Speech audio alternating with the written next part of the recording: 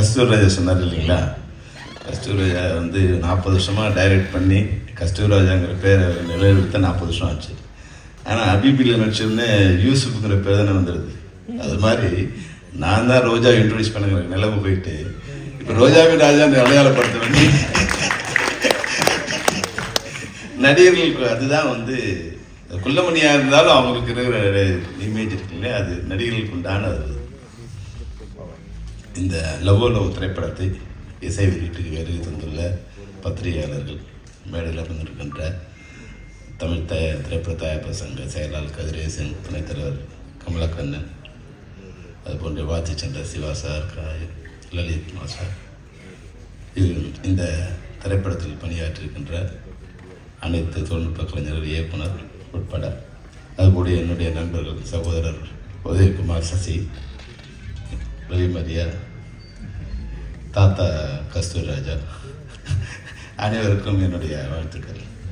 ஏன்னா நான் இது ஏன் சொல்கிறேன்னா, நான் வந்து அந்த கேசட் ரிலீஸ் பண்ணும்போதே தாத்தா கூப்பிடுன்னு வந்து பவிஷ்னார். தாத்தாங்கிறத கஸ்தூர்ராஜா விரும்ப மாட்டார்னு நினச்சிட்டு தாத்தா கொடுப்பா சொல்லாதான்னு நினச்சேன். ஆனால் கஸ்தூர்ராஜா மேடையிலே நான் தாத்தா தான் பேரனை பக்கத்தில் நிற்க வச்சுட்டதான் நான் அதனால தான் உங்களை தாத்தா வருத்தப்படாதேன் கஸ்தூர்ராஜா. ஏன்னா கஸ்தூர்ராஜா சார் வந்து உங்களுடைய நெருங்கிய நண்பர். அவருடைய வெற்றி தோல்வி அது எல்லாத்தையும் கடந்து வந்த பாதையில் நாங்களும் இணைஞ்சு பயணிச்சிருக்கோம். உண்மையே வந்து ஒரு சாதனை தான்.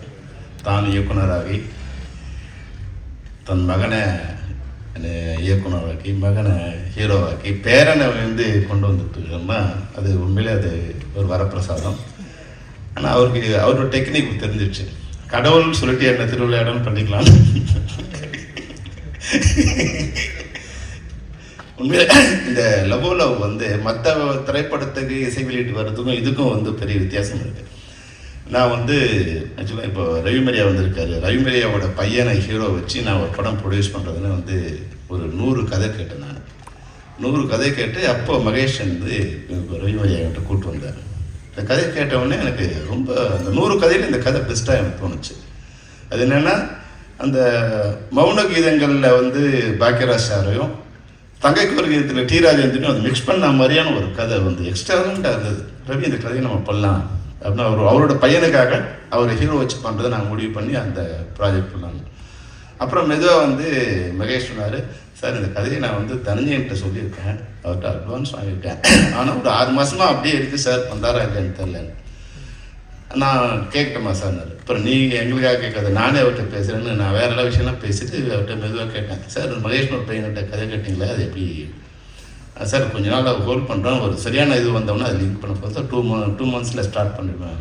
இப்போ ரவி கூப்பிட்டுன்னா ரவி அந்த படம் டேக் அப் ஆகுது, அதனால் அந்த கதையை நம்ம பண்ண முடியாதுன்னு. அதனால் இந்த கதையை வந்து ஏற்கனவே எனக்கு ஒரு 1.5 hours சொன்னார்.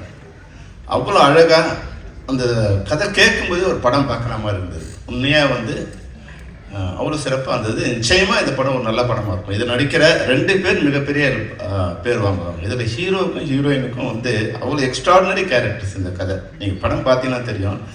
அவர் கதை சொல்லும்போதே 2 சொன்னார். அப்போ பவிஷ் ஹீரோன்னு சொல்லல, ஆனால் செல்வராக மாதிரி ஒரு கேரக்டர் தான் சொன்னார். அவர் கதையை உருவாக்கும் போது செல்வராக மாதிரி ஒரு கேரக்டர் வந்து உருவாக்கிட்டார். அப்புறம் ஒரு ரவுடி கேரக்டர்னு சொன்னார். அது யாராருன்னு பார்த்தா வண்டிதா கொண்டு வந்து பேச்சு. உண்மையிலே நான் அந்த இதுக்கு சிறப்பாக இருந்தது. அப்புறம் உள்ளே வரும்போது இப்போ தினேஷை பற்றி இவர் சொன்னார், தினா சொன்னார், எப்படி நீங்கள் நண்பர்களாக இருக்கீங்க? உண்மையிலே நீங்கள் உங்களுக்கு எல்லாரும் தெரியும், நம்ம தனஞ்சயன் வந்து எல்லாத்துலேயும் அதிகம் பேச்சு உட்பட. அது பேசும்போது கொஞ்சம் சிவட்டனாக இருந்துட்டோம். நீங்கள் இருந்துட்டீங்கன்னா எந்த பிரச்சனையும் இல்லை. வரும்போது சொன்னார், சார் டைரக்டர் எக்ஸலண்ட் சார். அதாவது ஒரு விஷயத்தை பிளான் பண்ணி திட்டமிட்டு என்கிட்ட ஒரு பட்ஜெட் சொன்னார் மகேஷ். நான் சொன்னேன், மகேஷ் இந்த பட்ஜெட்டில் பண்ண முடியாது மகேஷ், நீ சொல்கிறத விட கொஞ்சம் இது. நான் ஒரு பட்ஜெட் கொடுத்தேன், எவ்வளோ ஆகும்? இல்லை சார் நான் கொஞ்சம் சூஸ் பண்ணி பண்ணுறேன். நான் சொன்னேன், இதெல்லாம் பண்ண முடியாது, இன்றைக்கி கரெக்டுலேயே வேஜஸில் சிஸ்டத்தில் இது பண்ண முடியாதுப்பா, எவ்வளோ பண்ணணும். அவர் என்ன பட்ஜெட் சொன்னாரோ அதே பட்ஜெட்டுக்குள்ளே, அதை நான் சொன்ன பட்ஜெட் அதுக்குள்ளே வந்து அதை முடிச்சிருக்காருன்னா உண்மையில் 2 பேரோட முயற்சி இருக்கு இல்லையா, தனஞ்சயனோட முயற்சி ப்ளஸ் மகேஷோட திட்டமிடுதல். அப்போ உள்ளே வரும்போது ஒரு விஷயம் சொன்னார் நம்ம தனஞ்சயன். அதாவது வந்து தனஞ்சயன் வாயால் ஒரு டைரக்டரை வந்து பிளான் பண்ணுறது எக்ஸலண்ட்னு சொல்கிறது ரொம்ப கஷ்டம் மகேஷ். உண்மையாக வந்து நீங்கள் வந்து வேறு கிரேட் சார், இந்த டைரக்டர் ரொம்ப கிரேட் சார். என்ன நைட்னு போகுது அப்படின்னா 6 மணிக்குள்ளே என்ன எடுக்கணும், இந்த மிக செலவான விஷயங்களில் இப்போ ஸ்டடிக்காமோ கிம்போலோ இல்லை ரிச் மாடல்ஸ் இவங்களாம் வந்து அதிகமான செலவு வருதுன்னா முடிஞ்ச வரைக்கும் அவங்கள 5-6 மணிக்குள்ளே முடிச்சுட்டு அப்புறமா மீதி விஷயங்களை எடுக்கிறது. இது மாதிரி செலவு ஐட்டங்களை முதல்ல பண்ணுறது, அந்த பட்ஜெட்டுக்குள்ளே பண்ணுறது. இப்போ எத்தனை நாள் சொன்னாலும் அத்தனை நாளுக்குள்ளே அந்த படத்தை முடிக்கிறது. அப்போது ஒரு சரியான டைரக்டர் இருந்துட்டால் ஒரு ப்ரொடியூசருக்கு எந்த கஷ்டமும் இல்லைன்னு சொன்னார். அந்த ப்ரொடியூசருடைய வேலையை சரியான டைரக்டர் தேர்ந்தெடுக்கிறது தான். அதை நீங்கள் சரியாக பண்ணிட்டீங்கன்னா நிச்சயமாக நீங்கள் எஸ்கேப் ஆகிடலாம். இப்போ என்னென்னா நாங்கள் வந்து ஒரு அது நிர்பந்த மாதிரி தெரியும், தயாரிப்பாளர் சங்கங்களுக்கு நிர்பந்த மாதிரி தெரியும். அதாவது மெம்பர் தான் ஒர்க் பண்ணணும்னு இப்போ தீனா கேட்டார் அப்படின்ற போது இப்போ 3 விஷயம் வந்தது. இப்போ நேற்றே 3 விஷயம் சொன்னார். அதில் ஒருத்தர் வந்து நான் மெம்பர், அவரை எங்களால் கண்ட்ரோல் பண்ணி கொண்டு வர முடியல.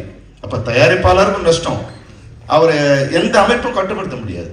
அப்போது ஒரு ஆர்கனைஸ்டு செக்டாராக இருக்கிறது எல்லாருக்கும் நல்லது. அந்த வகையில் இன்னைக்கு வந்து ஏற்கனவே ஒரு ஆர்கனைஸ் பண்ணுறதுக்கு இப்போ கமலக்கண்ணன் சொன்னார், நம்ம தனஞ்சயன் சொன்னார்.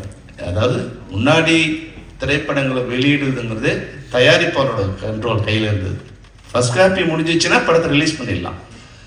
அது மீது என்னவா இருந்தாலும் அது ப்ரொடியூசர் கண்ட்ரோலில் இருந்தது. அப்புறம் ஹீரோ கண்ட்ரோல் மாறிச்சு. இன்னைக்கு எவ்வளோ பெரிய ஹீரோவாக இருந்தாலும் அந்த ரிலீஸ் டேட்டை கண்ட்ரோல் பண்ணுறது ஓடிடி தான். பெரிய இன்னைக்கு தமிழ்நாட்டிலே பெரிய நட்சத்திரமாக இருக்கலாம், இல்லை இந்தியாவிலே பெரிய நட்சத்திரமாக இருக்கலாம். ஓடிடி இந்த மாதம் இந்த டேட்டில் நம்ம படம் வரணும், நாங்கள் இப்போ ரிலீஸ் பண்ண போகிறோம், நீங்கள் இந்த டேட்டில் ரிலீஸ் பண்ணால் தான் இதை பண்ண முடியும். அப்போ நீங்கள் சில சமயங்களில் ஃபர்ஸ்ட் காப்பி வந்து 6 மாதம் கழிச்சு கூட வந்து இன்றைக்கி படம் ரிலீஸ் பண்ண வேண்டிய கட்டாயத்தில் இன்றைக்கி இருக்கும். நல்ல முயற்சியாக ஓடிடி ஒன்று ப்ரொடியூசர் சங்கத்திலேருந்து அவர்களோட ஆதரவோட இல்லை ஆலோசனையோட ஒரு ஓடிடி ஆரம்பிக்கிற முயற்சி வந்து உண்மையிலேயே ஒரு நல்ல முயற்சி. கமலக்கண்ணன், கதிரேசன், நீங்கள் எல்லாரும், தனஞ்சயன் கூட அதில் இருக்காரு சொன்னார். நிச்சயமாக அப்படி வரும்போது இப்போ என்னென்னா ஓடிடியில் சின்ன படங்களை வாங்குறதில்ல, தனஞ்சயனுக்கு கொஞ்சம் அதில் இன்ஃப்ளூயன்ஸ் இருக்குது. அதனால் படமும் ஜனநாயக இன்ஃப்ளூயன்ஸ் இருந்தால் எல்லா படத்தையும் வாங்கிட முடியாது, படமும் அவங்க பார்த்து நல்லா இருக்கணும். ஆனால் அந்த வாசல் எங்கே இருக்குங்கிறது தனஞ்சயன் மாதிரியான தயாரிப்பாளருக்கு தெரியும். ஆனால் மற்ற நிறைய தயாரிப்பாளருக்கு அந்த டோர் எங்கே இருக்குன்னு தெரியாது. அது ஓடிடியில் எப்படி வந்து சேல் பண்ணணும்னு தெரியாது. ஏன்னா எல்லாருக்குமே வந்து ஹெட் ஆஃபீஸ் வந்து பாம்பேயில் இருக்கும். படம் எடுக்கிறோன்னா இப்போ இங்கிலீஷும் கற்றுட்டு வரணுங்கிற ஒரு கட்டாயம் இப்போ இருக்குது. அப்போ இங்கே வந்து எந்த ஓடிடியோட அலுவலகமும் இங்கே இருக்கிறது இல்லை. இங்கே இருக்குது, இது வந்து ஒரு கம்யூனிகேஷன் சென்டராக தான் அந்த ஆஃபீஸ் இருக்குது. இங்கேருந்து அவங்களுக்கு சொல்லணும், அவங்க வந்து படம் பார்க்கணும். இப்போ ஹீரோ கதை சொல்லி, ப்ரொடியூசர் கதை சொல்லி, இப்போ ஓடிடி கதை சொல்லி அவங்கள படத்தை காமிச்சு அப்போ ரிலீஸ் பண்ணோம். அப்படி இருந்தால் கூட ஒரு சின்னதாக ஒரு 5லேருந்து 10 படங்கள் தான் இன்றைக்கி ஒரு ஓடிடி வாங்குறாங்க. அப்போ அதிகபட்சம் 3-4 ஓடிடி தான் வந்து இன்றைக்கி மார்க்கெட்டில் படம் வாங்குறவங்களா இருக்காங்க. அப்படி பார்த்தீங்கன்னா 30லேருந்து 40 படங்களை தான் அவங்களால வாங்க முடியும். ஆனால் நம்ம வந்து 250 படங்கள் ரிலீஸ் பண்ணுறோம். குறைஞ்சபட்சம் 200 படம் ஃப்ரீயாக கொடுத்தா கூட ஓடிடியில் வந்து வாங்கிறதுக்கு ஆள் இல்லாத சூழ்நிலைகள் தான் இன்றைக்கி இருக்கும். ஆனால் அவங்க தான் டிசைட் பண்ணணும். அப்போ நிறைய படங்கள் வந்து இன்றைக்கி தேங்கி நிற்குது. அப்போ நீங்கள் ப்ரொடியூசர் கவுன்சிலோ ஆக்டிவ் ப்ரொடியூசர்ஸோ இல்லை வந்து அதனுடைய இல்லை அரசாங்கத்தோட உதவி பெற்றோ ஒரு வாரத்துக்கு ஒரு படம் வந்து ரிலீஸ் பண்ணுற மாதிரி தான் ஒரு 50 படங்களை வந்து சின்ன படங்களை நல்ல படங்களை ரிலீஸ் பண்ணக்கூடிய இது இருக்கும். அது வந்து ஆடியன்ஸ் போய் சேரக்கூடிய வாய்ப்பு இருக்கும். நிச்சயமாக அந்த முயற்சி நல்ல முயற்சி. இந்த மேடையில் அதை நீங்கள் அனௌன்ஸ் பண்ண ரொம்ப பொருத்தமான விஷயம். ஏன்னா வந்து இன்னைக்கு இந்த படத்தை வந்து ஒரு தயாரிப்பாளர், நான் படத்தை வந்து வெற்றிகரமாக முடிச்சிட்டேன், பட்ஜெட்டுக்குள்ளே முடிச்சிட்டேன், ஓடிடி வித்துட்டேன், தெலுங்கு வித்துட்டேன், மியூசிக்கும் வித்துட்டேங்கிறது தினேஷ் வந்து நிச்சயம் வந்து ஒரு வரப்பிரசாதம் தான். அதுபோல் வந்து பவிஷ் கூட வந்து நான் இப்போ பார்க்கும்போது ஒரு பூனை மாதிரி இருக்கார் சாஃப்டாக. ஆனால் எங்களுடைய ப்ரெசன்ஸ் வந்து ஸ்க்ரீனில் ரொம்ப அழகாக இருக்குது. அந்த ஜெய்ஜாண்டிகாருக்கு ரொம்ப வந்து ஒரு ஒரு ஹீரோஸ் கேரக்டர் அதில் இருக்குது. ஆனால் ஒரு சின்ன விஷயம்னா கொஞ்சம் கான்ஷியஸ் இடங்கள் இருக்குது, பாடி லாங்குவேஜ் இருக்குது. அது உள்ளூர் நீங்கள் படம் பாருங்கள், துள்ளுவதை பாருங்கள், உங்களை விட 100 மடங்கு கம்மியாக இருப்பார் வந்து தனுஷ். ஆனால் அந்த கான்ஃபிடென்ஸ் வந்து 1000 மடங்கு அதிகமாக இருக்கும். அது ரஜினிகாந்த் சாருக்கு என்ன கான்ஃபிடன்ஸ் இருக்கும் அந்த கான்ஃபிடன்ஸ் ஃபர்ஸ்ட் படத்துலேயே வந்து அந்த இது இருக்கும். ஆனால் அவர் பாடி வேறு மாதிரி இருக்கும். உங்கள் பாடி எல்லாம் ரொம்ப அழகாக இருக்குது. சில இடங்களில் வந்து அந்த கான்ஷியஸ்னஸ் இருக்குது. அதாவது பாடியில் நடிக்கிறீங்க, ஆடுறீங்க, மைண்டு வந்து ஒரு சின்ன கான்ஷியஸ் இருக்குது. அது வந்து ஸ்க்ரீனில் வரும்போது, க்ளோஸ்அப்ஸில் வரும்போது அது ஸ்க்ரீனில் பெருசாக தெரியும். ஆனாலும் வந்து பியூட்டிஃபுல்லாக இருக்கீங்க. அந்த ஸ்காங்கில் நீங்கள் உங்களோட ஆட்டம் வந்து பார்க்கும்போது ஒரு உண்மையில் தனுஷ் சாரை, இப்போ இருக்கிற தனுஷ் சாரை பார்க்குற மாதிரி இருக்குது. உண்மையில் எங்கள் தாத்தா சொன்ன மாதிரி நான் கூட இப்போ தனுஷை மீட் பண்ணேன். இவ்வளோ உயரத்துக்கு வந்த பிறகு கூட சினிமாவை தவிர வேறு எதுவுமே அவர் வீட்டுக்கு போனால் அது ஒரு கோயில் மாதிரி இருக்குது. கோயில் அந்த இது வந்து மந்திரம் ஓதுற மாதிரி ஓதிக்கிட்டே இருக்கு. அவர் உட்காந்துருக்காரு. அவர் சினிமாவை தவிர வேறு யாருமே அங்கே இல்லை. சினிமா பேசுனா சினிமாவை தவிர வேறு எதுவும் பேசுறது இல்லை அப்படிங்கிற மாதிரி அந்த ஒரு தவ வாழ்க்கை மாதிரி தனுஷ் இருக்கார். அதுபோல் நீங்களும் இருக்கணும். உங்களை நிறைய பேர் சொன்னாங்க. இப்போது நடிகர்கள் வந்து முன்னாடி மக்களோட நெருக்கமாக இருந்தாங்க. அப்போ மக்களுக்கு அவங்க மேலே ஒரு அன்பு இருந்தது. நம்ம அந்த படங்களை பார்த்தாங்க. இப்போது நடிகர்கள் வந்து ஒரு வட்டம் போட்டுக்கிட்டாங்க. ஒரு பவுன்சஸ் வச்சு வட்டம் போட்டுக்கிட்டாங்க. முதல்ல ஆடியன்ஸுக்கிட்டேருந்து ஒரு வட்டம் போட்டுக்கிட்டாங்க. அப்புறம் டெக்னீஷியன்ஸ் டைரக்டர்கிட்டேருந்தே ஒரு வட்டம் போட்டுக்கிட்டாங்க. அவங்க வந்து அந்த பவுன்சஸ் நடுவிலே இருப்பாங்க.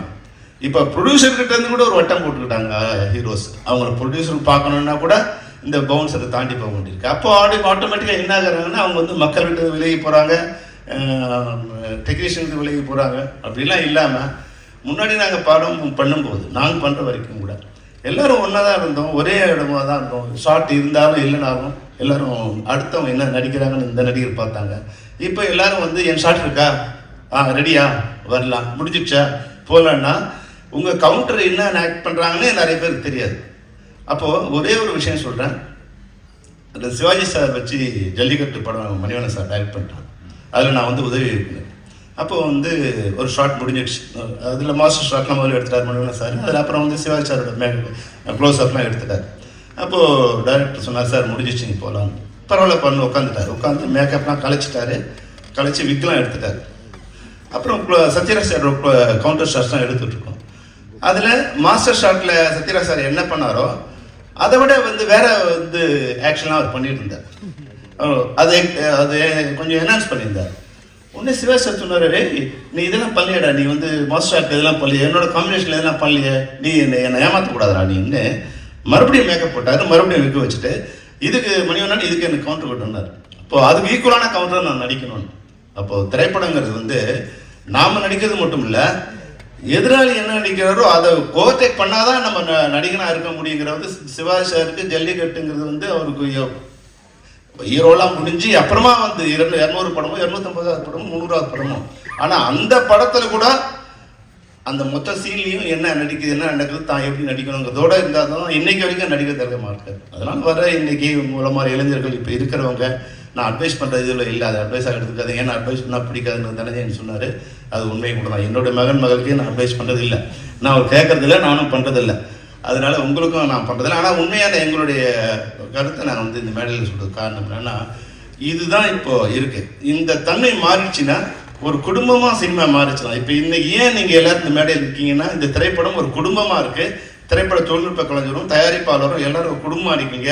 தயாரிப்பாளரும் இன்னைக்கு வந்து படம் உள்ளே வரும்போது sir is the best director, என்ன பிளான் பண்ணாரோ அப்படி எடுத்தான்னு வந்து சொல்கிற அளவுக்கு நீங்கள் ஒரு குடும்பமாக இருக்கீங்க. அது எப்படி நடந்ததுன்னா, தயாரிப்பாளர் சொல்கிறத டைரக்டர் கேட்டார், டைரக்டர் சொல்கிறத நீங்களாம் கேட்டீங்க.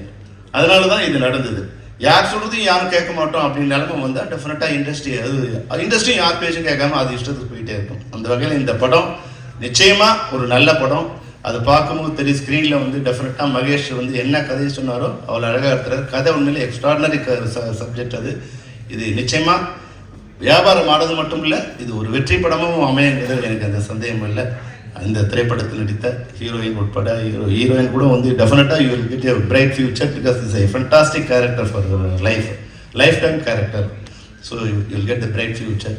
Wish you all the best for everybody. Wish you all the best. Thank you.